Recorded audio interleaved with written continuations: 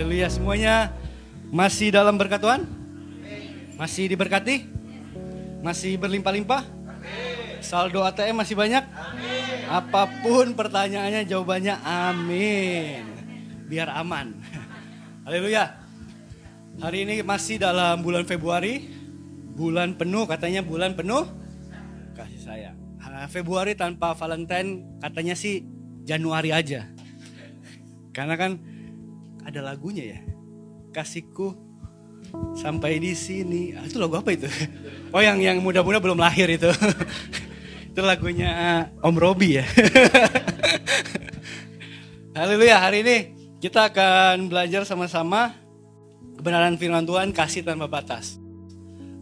Sebelum kita buka Alkitab kita, saya tadi udah sharing sedikit dengan Pak Gembala. Judulnya adalah kasih tanpa batas. Tapi di dalam kehidupan ini, di dalam dunia, percaya atau tidak kepada saya, bahwa segala sesuatu ada batasnya. Amin, amin, amin itu jawaban apa ya? Ya jawaban orang Kristen. Percaya, setuju atau enggak? Kalau enggak setuju, saya harus turun dari sini. Setuju semua ada batasnya? Iya? Iya, kalau tidak ada batasnya, keindahan tidak akan terjadi. Contohnya kalau kita main bola, main sepak bola, pasti ada garis putihnya kan? Ada outnya. Coba bayangkan kalau main bola tidak ada garis putihnya, tidak ada batasnya. Main sampai capek. Ada batas waktunya juga. Di dalam kehidupan ini segala sesuatu ada batasnya. Bahkan usia kita ada batasnya. Ada petunjuknya. Ada aturannya. Ada normanya. Jadi kasih Tuhan memang tanpa batas. Tapi dalam menjalani kehidupan ini segala sesuatu ada batasnya. Bagaimana kita menghadapi kehidupan ini, dunia ini. Bahasa kerennya itu kosmos. Tatanan dunia ini. Maka kita buka Alkitab kita sama-sama. Roma 12 ayat kedua. Jadi di dunia ini disebutkan ada aturan, ada norma, ada hukum, ada kebijakan. Roma 12 ayat kedua. Batas itu selalu ditunjukkan, baik tertulis, tersurat maupun tersirat. Sama kayak kita makan segala sesuatu ada batasnya ya kan. Saya gula itu kalau kita makan gula kan ada batasnya kan. Sama kayak gula kan dari tebu ya. Tebu itu kan ada ruasnya kan. Itu artinya ada batas-batasnya. Kayak segala sesuatu dalam kehidupan ini ada Tuhan ciptakan tuh luar biasa. Ada warningnya ya kan. Kayak buah durian tuh. Ada yang suka durian? Pak Gembala suka. Tapi kan ada warningnya, ada durinya ya kan. Makan secukupnya boleh. Kalau kebanyakan durinya akan menusukmu. Kayak kambing juga kan, kambing domba juga kan. Makan secukupnya. Kalau enggak, ini kan ada tanduk. Bisa tanduk. Dulu saya pernah waktu pelayanan belum jadi pendeta, saya pernah dengar ada hamba Tuhan khotbahnya luar biasa, KKR luar biasa di mana-mana. Pulang KKR kena serangan jantung. Kenapa? Makan sate kambing 100 tusuk. Gak kira-kira kan? Ada batasnya, segala sesuatu ada batasnya. Setuju ya? Jadi di Roma 12 sudah, kita akan baca sama-sama. Janganlah kamu menjadi serupa dengan dunia ini, tetapi berubahlah oleh pembaharuan budimu. Pak Budi disebut nih di sini. Sehingga kamu dapat membedakan manakah kehendak Allah, apa yang baik, yang berkenan kepada Allah, dan yang sempurna. Ada bahasa Inggrisnya nggak ya di sini? Ada? Oh nggak ada. Saya mau menjelaskan sedikit aja. Saya mau menjelaskan firman Tuhan di Roma 12 ayat 2 ini. Bahasa Inggrisnya lebih agak jelas. Dikatakan janganlah engkau serupa dengan dunia ini. Tetapi berubahlah oleh pembaharuan budimu. Di dalam bahasa Inggrisnya, and be not conform. Perlu digarisbawahi kata conform to this world. Jangan conform sama dunia ini. But ye transform. Ada dua kata yang sama, garis bawahi. Conform, mirip, bukan sama, mirip. Conform and transform. By the renewing of your mind. By metanoia. Perubahan cara berpikir, perubahan cara hidupmu. Dalam pertobatanmu. Jadi dunia, aduh sampai jatuh. Saya saking bersemangatnya. Emang suka ini ya, komedi ya. Kenapa sih saudara lihat saya? Padahal kan kalau jatuhin barang kan harusnya jangan ketawa ya. Kaget ya. Kenapa malah ketawa?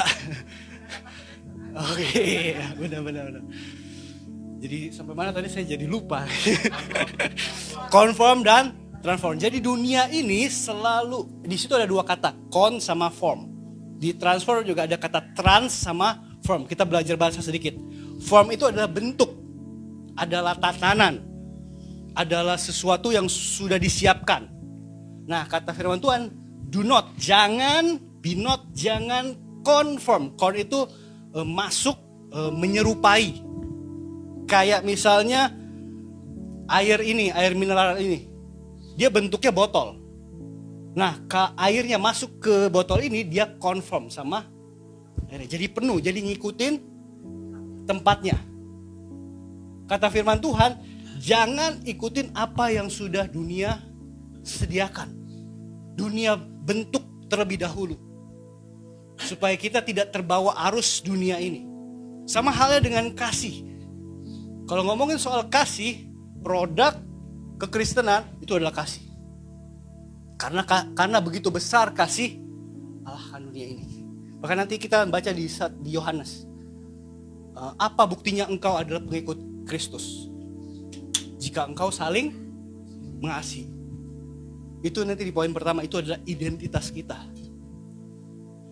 Nah, sebelumnya kita harus ngerti dulu, dunia selalu menyediakan wadah, menyediakan norma, menyediakan aturan dan memaksa kita. Bahkan harus dikasih tanda kutip, harus dikasih garis bawah. Jangan sampai salah paham sama saya. Bahkan norma-norma itu, bentuk yang sudah disediakan dunia itu terlihat baik. Terlihat benar. Tapi bahasa sehari-harinya, jangan kaku-kaku amat. Ya kan? Dulu zaman-zaman saya pelayanan di gereja besar, banyak teman-teman saya dari Sumatera Utara. Ada yang pernah, saya nggak ngerti dulu, bener-bener nggak ngerti tentang budaya orang Medan ya, orang Batak. Di sini ada? Coba angkat tangan di sini, orang Batak. Saya mau tahu aja, kita kan dalam Yesus kita bersaudara, amin. Horas. Mana? Seberapa orang? 1, 2, 3. Biar saya nggak salah nih ya, saya nanya juga ya. Biar merefresh saya juga. Kalau zaman dulu saya dengarnya sih, kalau orang Medan itu biar sah itu harus pariban ya, apa sih? Nikahnya harus sesuai, iya kan ya? Kalau itu kan zaman dulu, kalau zaman sekarang kan udahlah. Bener gak sih? Iya kan? Harus sesuai paribannya ya. Nah, banyak itu jomblowati dan jomblowan di gereja saya terbentur oleh itu. Ngerti gak maksud saya?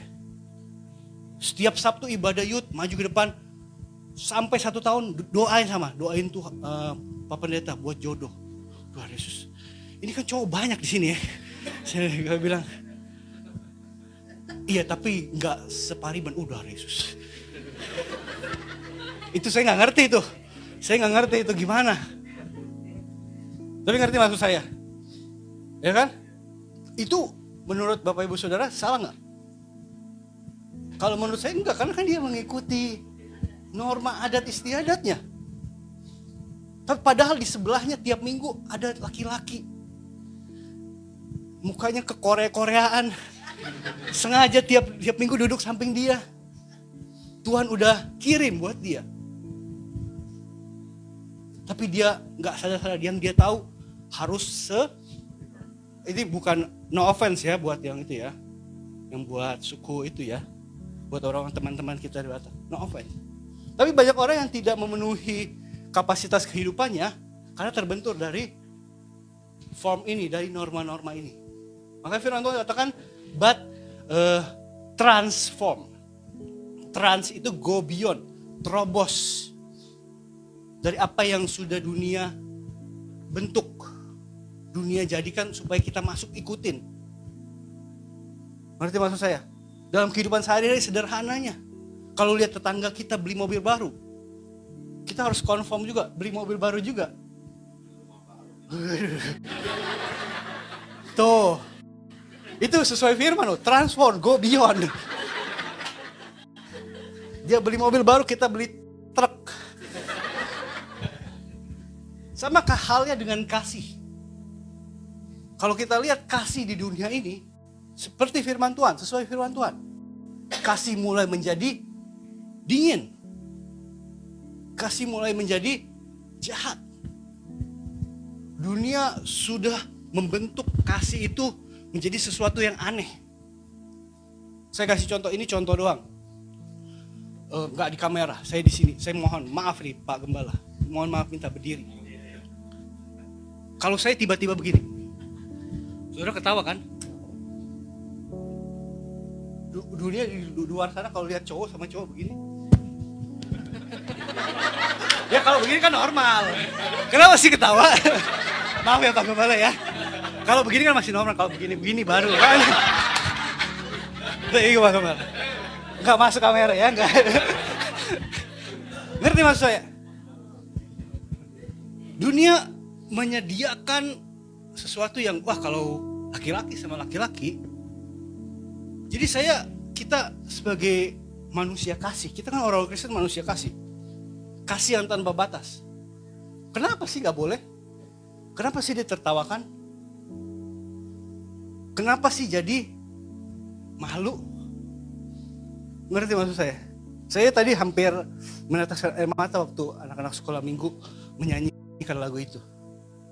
Tapi saya tidak salahkan. Memang tatanan dunia, memang kosmos, memang dunia seperti itu. Dunia menolak yang namanya kasih. Makanya perubahan makna kasih itu selalu berubah. Makna tentang cinta itu berubah-berubah. Ngerti maksud saya? Sekarang bahkan saya ketemu anak-anak yang masih toddler, masih kelompok bermain. Kalau laki-laki masih kecil banget. Mereka udah ngerti. Kamu gak boleh pegangan sama teman kamu yang itu, yang cowok. Dunia hati-hati. Ngerti maksud saya? Dunia membentuk, menyiapkan bentuk. Supaya setiap manusia masuk ke dalamnya. Itu hal yang membuat kita harusnya merinding. Tapi jangan ikutin apa yang dunia sediakan. Firman Tuhan katakan, terobosi. Kita jangan sampai serupa seperti dunia. Supaya kita bisa merasakan, supaya kita bisa mengaplikasikan kasih tanpa batas di dunia yang terbatas ini. Maka saya akan bagikan beberapa dasar. Ini pasti sudah pernah Bapak Ibu Saudara dengar. Pasti bahkan sering, tapi perlu diingatkan kembali, perlu di-refresh kembali. Kalau ngomongin khotbah tentang kasih, harusnya kita semua orang-orang Kristen paling gampang khotbahnya. Amin.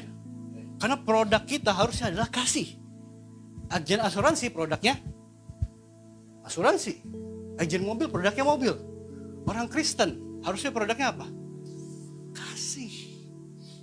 Harusnya segampang itu siapapun bahkan bisa ngomongin tentang kasih. Tapi jangan ikutin apa yang dunia sajikan, dunia sudah tetapkan untuk kita masuk. Hari-hari ini makna cinta, makna love, makna kasih sudah berubah-ubah. Ngerti maksud saya? Nah, kita buka yang pertama, ini dasar banget. Dasar banget. Di dalam Yohanes 13 ayat yang ke-34 sampai 35. Oh iya, tolong dikembalikan ke bahasa awalnya. Ini bahasa Inggris ya. Jadi dari kalimat ini lebih jelas buat setiap kita. Amin. Yohanes 13 ayat yang ke-34 sampai 35. Tadi saya udah bahas sekilas. Sudah di sana? Yohanes 3 waduh Yesus. Waduh. Sorry. Lihat aja nih. Kenapa kalau duit jatuh semua pada cepet ya, langsung balanya begitu ya. Iya, memang saya suka, bukan pamer ini ya. Memang jatuh ini soalnya begitu. Saya suka taruh uang memang, tuh kan jatuh lagi. Voucher ini voucher. Emang gitu, saya suka taruh apa ini namanya duit, uang di Alkitab. Ini kalau nggak percaya ada beberapa nih. Mana tadi? Pembatas Alkitab saya tuh, waduh ada kertas, ini catatan khotbah. Tuh mana tadi? Ada tadi. Benar, saya nggak bohong. Kalau nggak percaya kan? Percaya nggak? No, ada lagi nih, berapa ini? 5 euro. Kan ada kan? Bukan pamer ini ya. Memang saya sengaja menyimpan, jadikan menyelip Alkitab, menyimpan juga. Aduh, jatuh terus ini. Biasanya kalau jatuh terus ini katanya ada yang mau nih minta. Karena saya percaya kalau simpan di sini paling aman.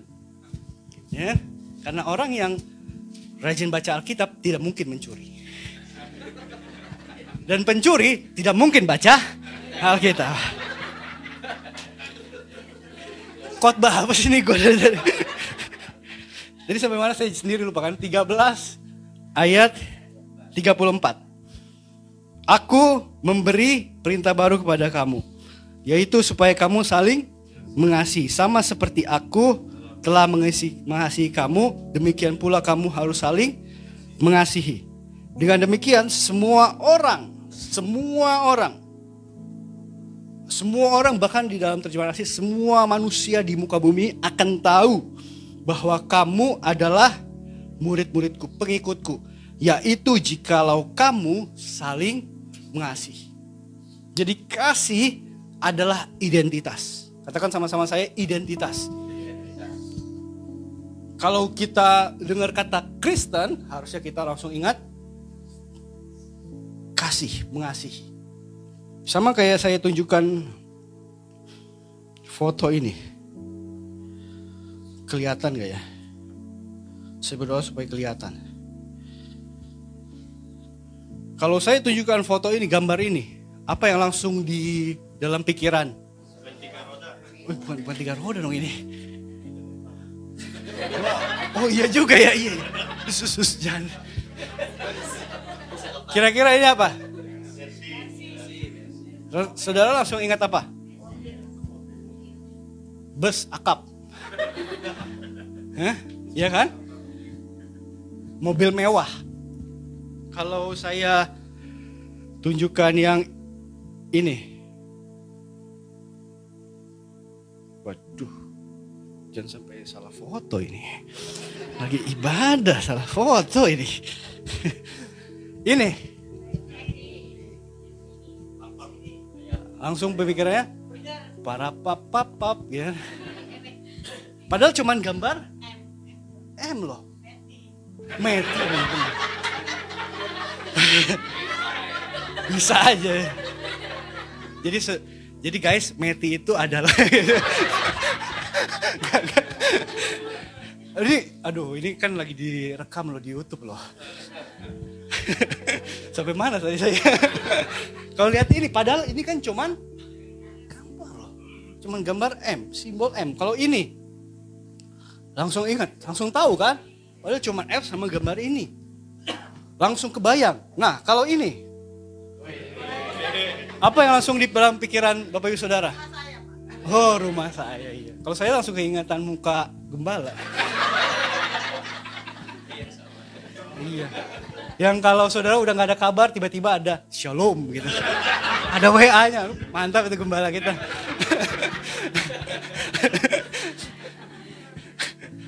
Kalau saudara lagi online tapi nggak nyaut di grup, langsung shalom gitu ya. Gak enak.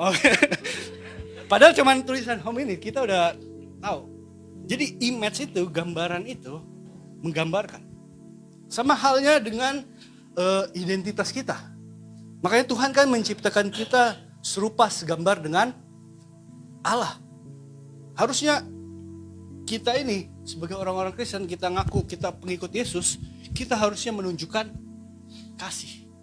Tapi sekali lagi dunia iblis, si jahat, musuh kita, merusak gambar itu. Merusak image itu, merusak diri manusia. Apakah saudara sudah mulai merasakan hari-hari ini kasih mulai menjadi dingin? Kasih sudah berubah. Adakah di sini ibu-ibu yang merasakan kasih sudah menjadi dingin? Dahulu kamu hangat sehangat kompor gas. Sekarang kamu dingin sedingin freezer. Udah mulai jadi dingin. Saya banyak lihat di gereja ibu-ibu udah kaku gitu. Saking dinginnya jadi sampai beku. Iya kan, kalau misalnya anak muda kan katanya sih di sekitar tubuhnya ada plus minus, ada listrik ya. Aliran listrik kan. Kalau misalnya masih pacaran di gereja kesenggol dikit aja gitu kan. Ada aliran listrik cinta katanya seperti itu. Kalau udah menikah lama nih. Emang iya cerita itu. Kayak gak pernah muda aja Pak. Kalau udah biasanya katanya sih ini bukan, saya kan baru setahun 2 tahun masih ada lah listriknya. Yang 10-20 misalnya saya sering baca juga, sering dengar juga. Ada yang udah 15-20 tahun kan, katanya listriknya udah hilang-hilang dikit. Makanya harus agak keras sedikit, gitu.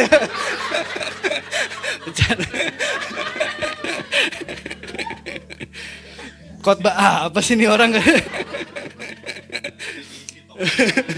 Oh iya, isi token benar-benar. Jadi setiap kita harus ngerti itu. Identitas, kasih adalah identitas. Kasih adalah penunjuk buat langkah kita. Segala sesuatu, Alkitab katakan nubuat akan hilang. Kesaksian mukjizat akan lenyap pada akhirnya. Tapi kasih tidak akan pernah berkesudahan. Kasih yang membuat kita menjadi orang-orang yang kuat. Nanti itu di poin yang kedua. Kasih itu adalah kekuatan kita. Amin. Tapi belajar tentang kasih, kemarin di awal-awal kita mau bahas tentang bulan ini, Pak Gembala udah bahas ada namanya Yohanes.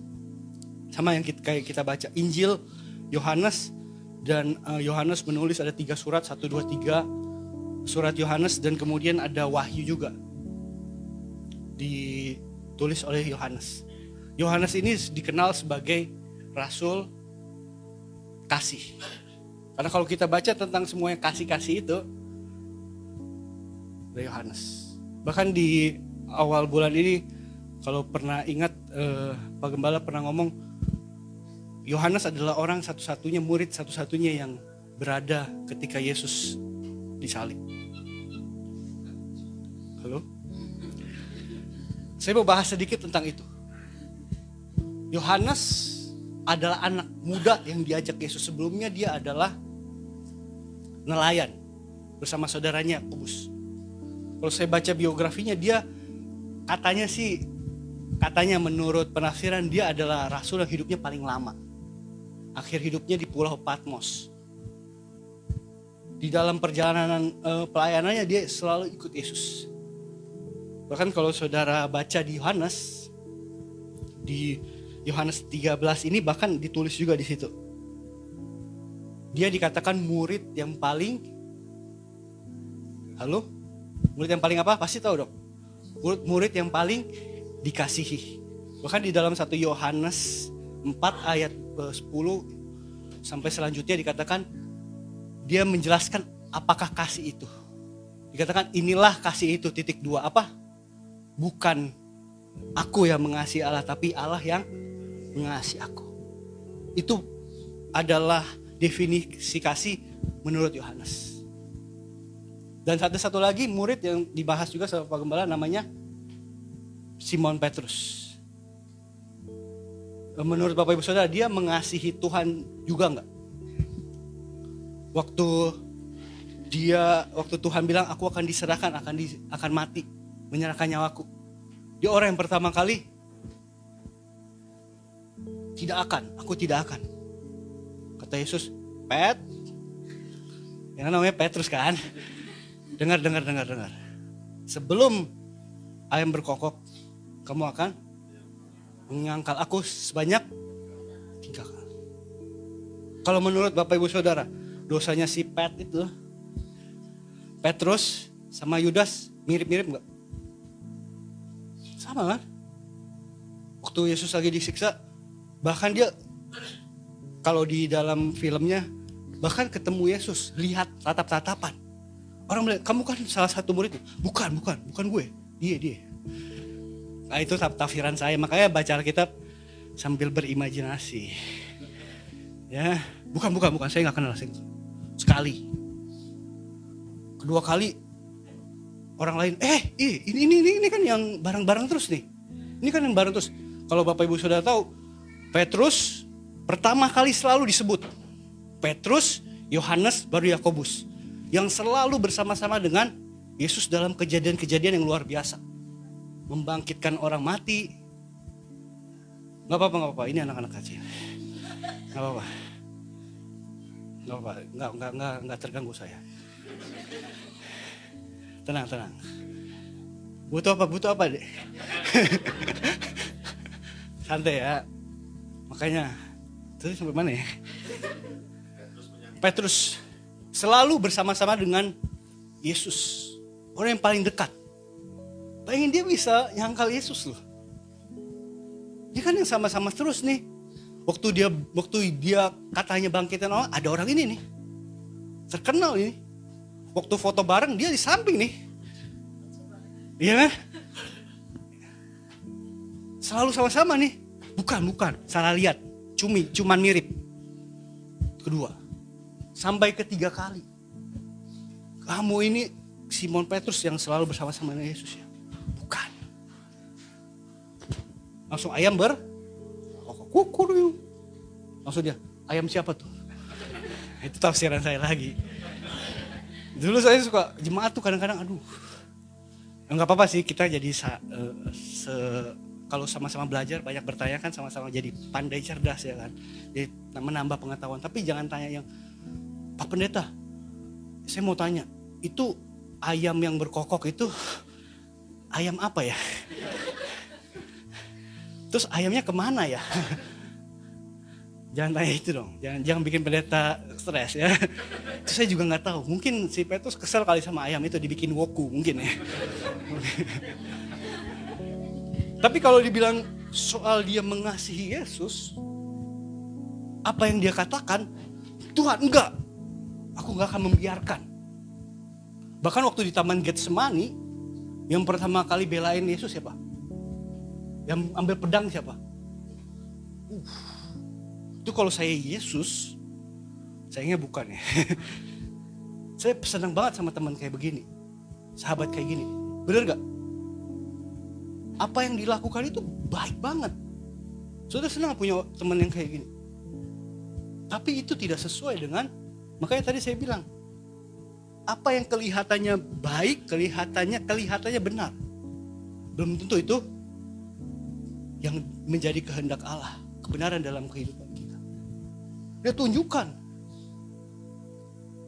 Tapi dia sangkal Yesus. Enggak kan? Menurut Bapak Ibu Saudara, sesuatu yang berat enggak? Berat lah. Coba aja tanya ibu-ibu. Kalau lagi ke mall terus ketemu suami sama teman-temannya. Itu istrinya bukan? Bukan, gua gak kenal. Di sini gak ada ya, di sini gak ada. Gak ada di sini. Ini di tempat lain. Waduh ngeri. Ya, paling istri kan gak apa-apa ya kan. Sampai rumah dimasak. Itu kan sesuatu yang sangat, jangankan sama istri, teman aja ya. Kalau dibilang, gue gak kenal, pasti, itu sakitnya sampai puluhan tahun, gue gak akan lagi temenan sama dia. Saya kasih perbedaannya. Petrus itu orang yang mengagung-agungkan, membesar-besarkan kasih dia sendiri, pribadi. Saya bisa lakukan ini buat Tuhan. Saya bisa melakukan ini. Pokoknya untuk menyenangkan Tuhan.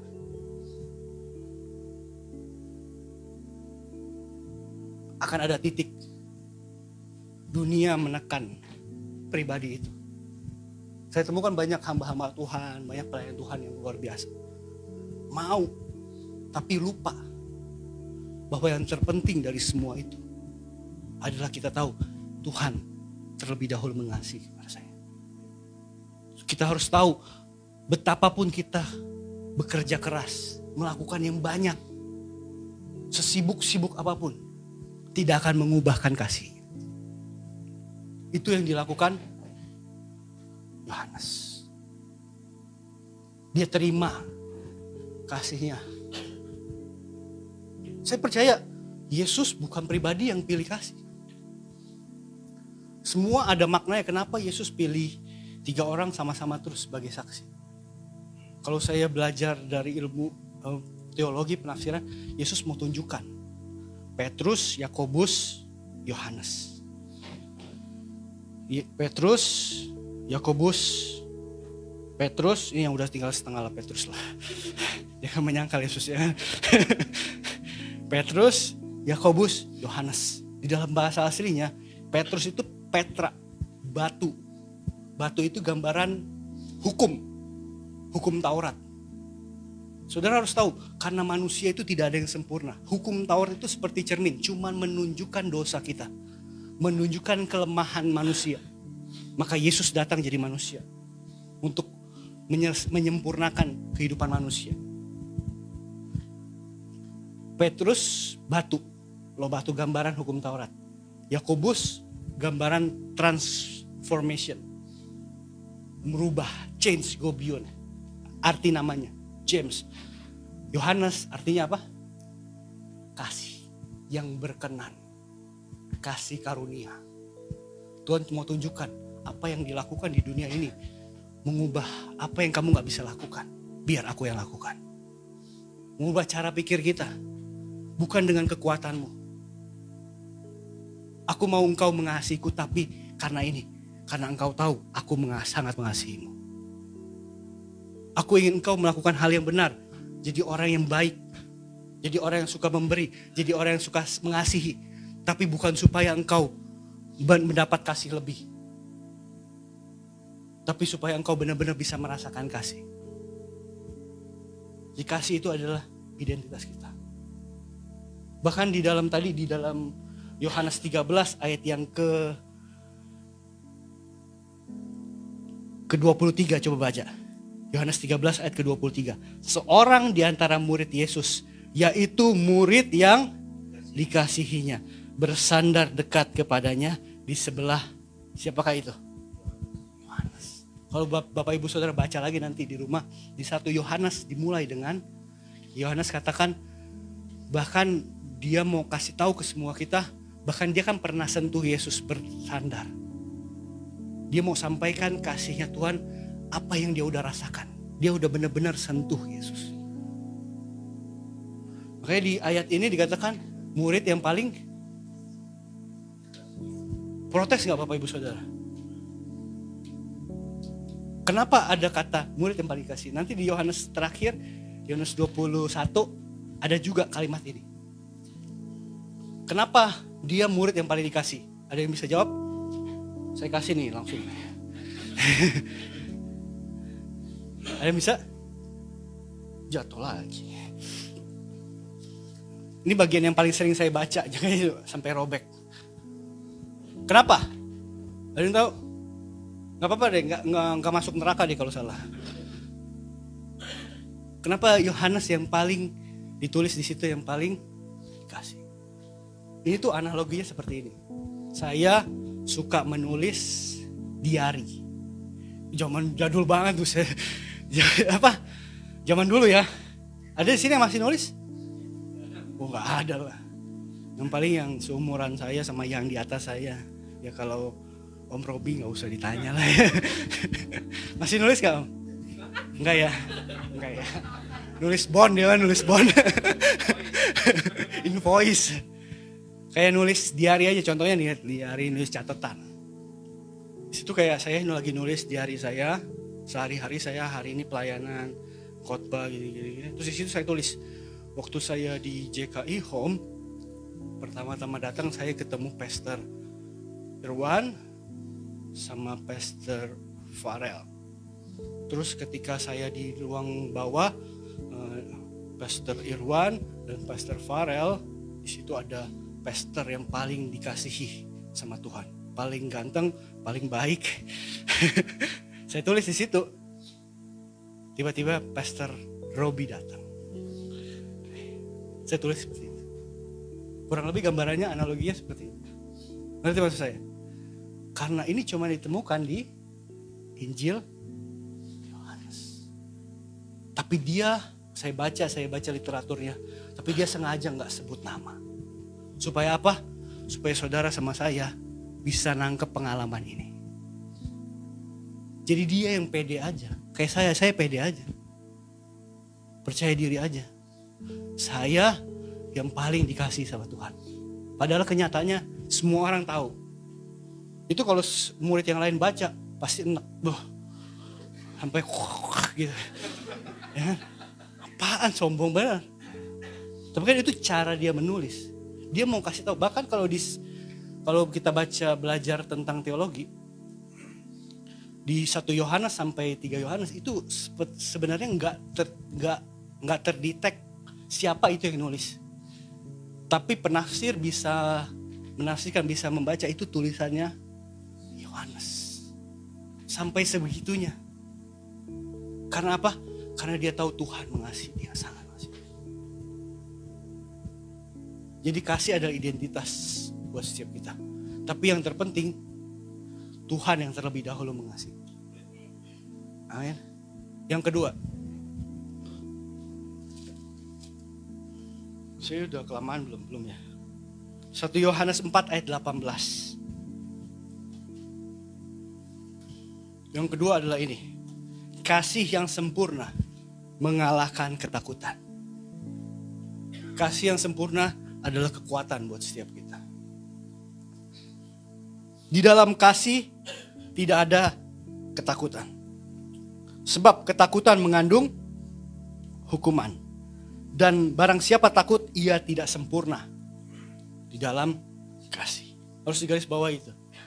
Semua orang yang takut, khawatir, itu tidak akan sempurna di dalam kasih. Makanya hendaklah hidupmu penuh dengan kekhawatiran. Jangan khawatir akan kehidupanmu. Kalau engkau takut, engkau khawatir, kasih itu tidak akan sempurna. Kasih yang sempurna cast out fear, mengalahkan ketakutan. Makanya di dalam kasih itu ada security. Makanya anak-anak muda kalau masih pacaran, kalau belum secure, belum aman rasanya, dia akan selalu tanya, kamu sayang gak sih sama aku? Kok semalam gak ada good night-nya? Padahal ngantuk kan. Akan bertanya-tanya terus. Ngerti maksud saya? Dan di situ kasih tidak akan bisa sempurna. Kasih itu kekuatan. Yohanes hidup di dalam kasihnya Tuhan. Dia hidup, kalau saya baca, semalam saya buka lagi tentang biografinya. Dia hidup, saudara harus tahu kehidupan Rasul pada zaman itu. Hidupnya tidak mudah. Penuh dengan tantangan. Dia pernah hilang di laut selama 14 hari. Terombang-ambing di laut, nggak mati. Saya baca di biografinya. Sampai di akhir kehidupannya dia hidup di pemerintahan Raja Nero. Ada yang pernah dengar Nero? Ada sih namanya Nero? Gantilah kalau ada yang namanya Nero. Dia dikatakan digoreng di minyak panas, tapi nggak mati. Saya goreng ayam aja kecipratan, terus mau nangis saya, panasnya. Kan belum profesional ya. Dia digoreng, tapi tidak sampai dia karena nggak mati-mati digoreng-goreng sampai dia harus diasingkan ke Pulau Patmos. Nah, makanya katanya di Pulau Patmos dia dapat pewahyuan itu. Pewahyuan, dia tulis wahyu. Kayak ada juga yang menafsirkan di Yohanes terakhir, ada murid yang paling kasih akan hidup. Dia akan hidup sampai kedatangan, mungkin waktu sampai terima pewahyuan. Kayak dia meninggal sampai 100-an tahun, umur 100-an tahun. Tapi kalau saudara baca tentang tulisan-tulisan dia, kasih. Bahkan di Wahyu dia ingatkan setiap kita, jangan kasihmu suam-suam kuku. Jangan nggak panas, jangan abu-abu. Jangan setengah-setengah. Kalau mau panas, panas sekalian. Kalau mau dingin, dingin sekalian. Ngerti maksud saya? Ya kan? Biar kasihmu bisa sempurna. Kalau abu-abu, suam-suam kuku, nggak full. Terus diingatkan juga di Wahyu itu kan, supaya kasih suami istri itu harus kembali kepada kasih mula-mulanya. Kenapa kasih mula-mula? Karena kasih mula-mula kan, wah yang tadi saya bilang, penuh tegangan listrik. Saudara lagi di Bogor, cowok saudara di Tanjung Priuk. Aku lapar, belum mamam. Mau, kok ketawa Pak? Emang bahasa pacaran gitu Pak? Iya kan? Aku lapar belum mamam. Oh belum mamam. Mau mamam apa? Bakso. Dari Tanjung Priok itu. Ke Bogor loh. Saksinya ya tuh. Ke Bogor dia bawa. Kalau udah menikah 5 tahun, aku lapar. Paling jawabnya, terus kenapa? Harus kembali ke masak dong. Gitu ya. Harus kembali kepada semua itu. Karena itu adalah kekuatan kita. Tapi sekali lagi, kita hidup dalam tatanan dunia ini. Tadi saya udah bilang di awal, enggak semua orang sama dalam bahasa kasihnya. Saya sampai menangis mendengar anak-anak nyanyi terima kasih mama papa. Karena saya tidak mendapat bahasa kasih. Tapi saya tahu mereka sangat mengasihi saya. Ngomong soal pelukan itu sampai ini kenyataan. Sampai detik ini saya belum pernah peluk papa saya seperti itu. Tapi saya tahu dia mengasihi saya. Karena bahasanya beda-beda. Ya kan kita juga sering diskusi. Nanti kita katanya juga ada sharing tentang bahasa kasih setiap orang kan beda-beda. Itu gak bisa paksa. Gak bisa dipaksakan. Itu memang dari masa lalu, dari background masing-masing. Sama kayak setiap kita mengasihi Tuhan.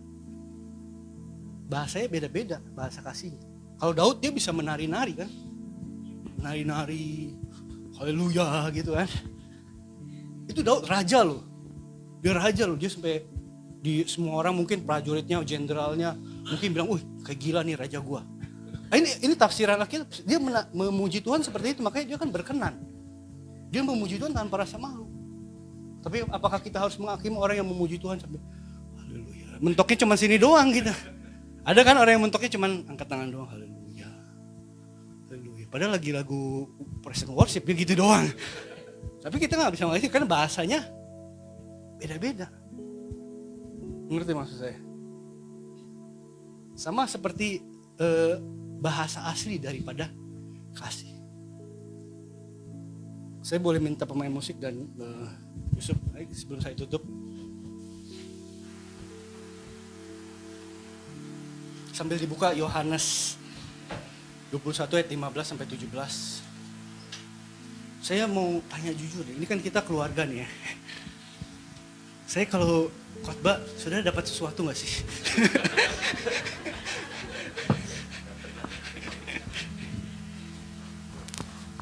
Yohanes 21 ayat 15 sampai 17. 15 dulu. Di dalam kasih itu, di dalam bahasa Yunani-nya ada 4 level. 4 level kasih. Yang pertama storge. Kalau pernah dengar? Itu kasih yang menggambarkan kasih dalam keluarga. Kasih suami istri, kakak adik, saudara kandung. Itu di akhir zaman Paulus menuliskan di Roma 1 ayat 31 itu ada keluarga yang tanpa kasih sayang. Storge, bahasa lawannya astorgos. Jadi memang di akhir zaman jangan heran lagi, jangan kaget. Alkitab juga sudah tulis ribuan tahun yang lalu. Ada keluarga yang menelantarkan keluarganya. Kasih mulai menjadi dingin. Itu kasih level saudara, bahkan Daud pun menulis, meskipun ayah ibuku meninggalkan aku, tapi Allah tidak akan meninggalkan aku. Yang kedua kasih lawan jenis eros. Tapi sekali lagi, eros itu sudah berubah. Bukan lagi lawan jenis. Padahal Tuhan menciptakan Adam dan Hawa. Tapi sekarang Adam sama Amir. Mengerti maksud saya? Jadi eros itu juga sudah berubah tatanannya. Kemudian waktu Pak Gembala khotbah ada filio. Kasih kepada saudara. Ini kasih yang tanpa syarat karena nggak ada hubungan apa-apa. Ini kasih yang dijunjung tinggi. Amsal katakan ada sahabat yang menaruh waktu melebihi saudara kandungnya. Itu filio, kasih yang besar. Sama saya kayak di tempat ini, saya jujur, saya banyak buat salah sepertinya, tapi saya masih dikasih. Saya masih diperhatikan. Saya tidak ditinggal. Dan yang terakhir, yang paling tinggi, kasih agape. Kasih yang sempurna, benar-benar tanpa syarat. Kasih ini yang tidak ditemukan di dunia ini. Sampai Yesus datang. Aku adalah sahabatmu. Yesus katakan itu. Tidak ada kasih yang lebih besar daripada seorang sahabat yang memberikan nyawanya sendiri untuk sahabat-sahabatnya. Tapi saya mau sampaikan, itu bukan kasih filio, bukan sekedar sahabat. Dia kasih hidupnya,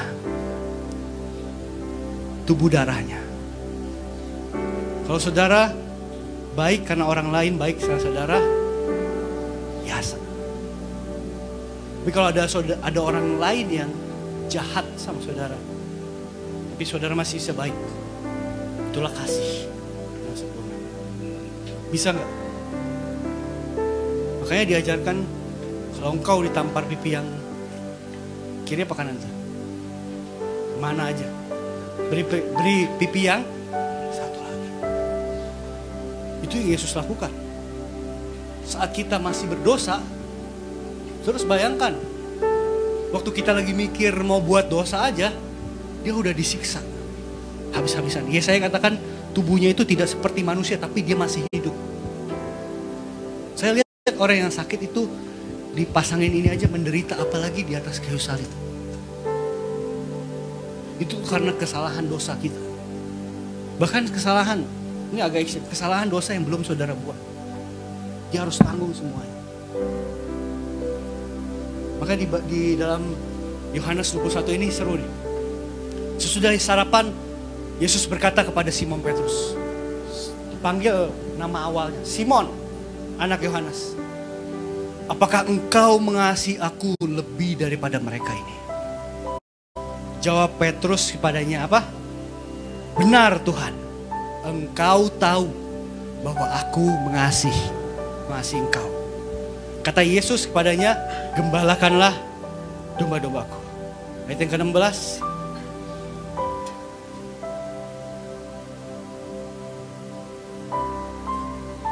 Kata Yesus pula kepadanya untuk kedua kalinya, Simon, anak Yohanes, apakah engkau mengasihi aku?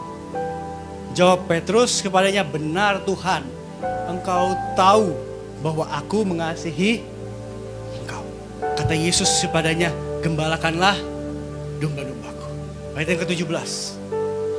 Kata Yesus kepadanya untuk ketiga kalinya, Simon anak Yohanes, apakah engkau mengasihi aku? Maka sedih hati Petrus, karena Yesus berkata untuk, apakah engkau mengasihi aku? Dan ia berkata kepadanya, Tuhan, engkau tahu segala sesuatu. Engkau tahu bahwa aku mengasihi engkau. Dan Yesus kepadanya, gembalakanlah. Ada makna di tiga ayat ini yang dalam. Kalau secara logika kita baca sekilas, cuman ditanya sama hal yang sama kan? Tapi kenapa sampai dia nangis?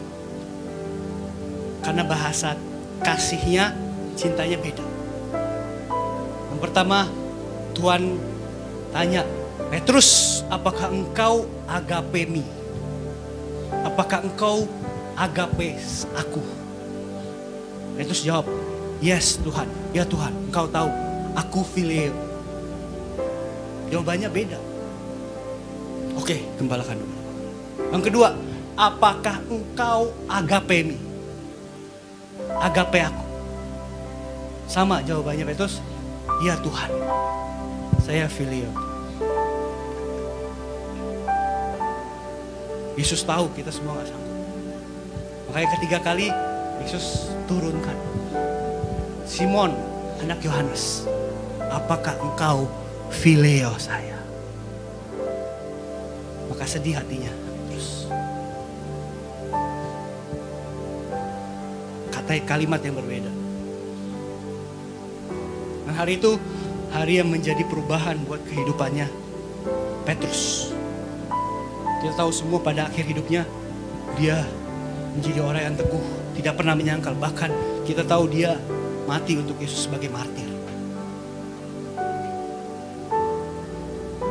Saat itu dia direstorasi. Saat itu dia diperbarui. Dia menerima kasih yang tanpa batas. Hidupnya tidak sama lagi. Bukan dengan kekuatannya lagi. Nah, hari ini saya berdoa setiap kita selalu ingat dimanapun kapanpun, kasih itu kekuatan buat setiap kita. Saya nggak tahu seberapa berat kehidupan yang Bapak Ibu Saudara jalani. Tapi kalau firman Tuhan katakan kasih karunia-Nya cukup bagi kita, saya rasa dan saya percaya, saya imani itu lebih daripada cukup. Hari ini dari mimbar ini saya mewakili Bapak Gembala juga tim pelayanan menyampaikan saudara dikasihi di tempat ini. Apapun yang terjadi dalam hidup saudara, jangan pernah pergi. Saudara dikasihi lebih daripada apapun. Amin. Kasih adalah kekuatan manusia.